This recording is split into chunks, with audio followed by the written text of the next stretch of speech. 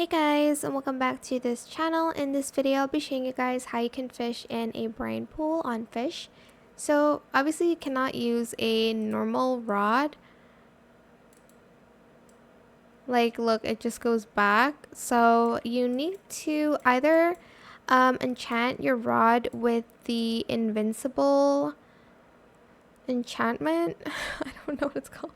Which I did to my rod of the Forgotten Fang one. And you can either use that, or I think you can also use the reinforced rod if you don't have that one. I mean, if you like can't enchant it. But if you want to fish in Roslit Volcano, you can also use the invincible enchantment, but you can use the magma rod instead.